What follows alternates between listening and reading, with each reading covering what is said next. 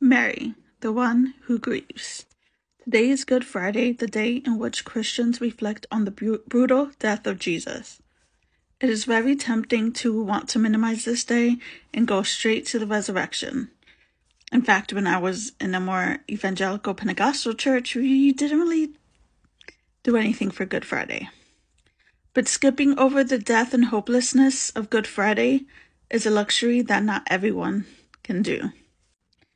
Take, for instance, the parents who lost their beloved child in one of the numerous school shootings that have occurred in the last 10 years, who have to repeatedly be reminded of their loss as new shootings regularly occur and the U.S. government insists on doing nothing.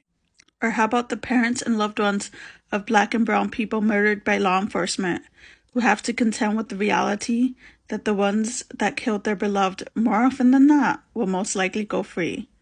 Or the thousands of Black and brown people unjustly imprisoned for minor crimes, false accusations, and corrupt prosecutors, who spend another Good Friday hoping and praying for freedom and justice?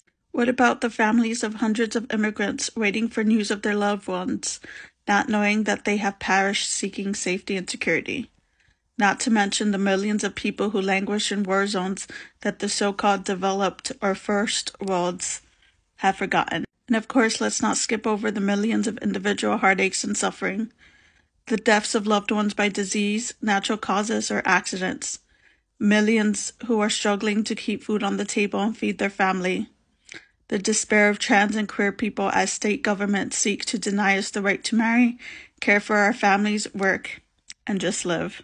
For too many people, Good Friday is not just a day of reflection, but a lived experience.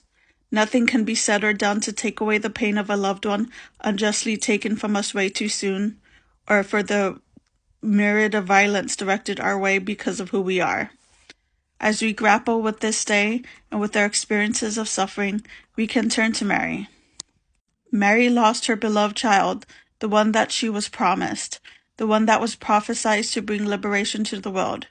Mary understands the pain of those who watch their loved ones suffer as a result of violence and oppression.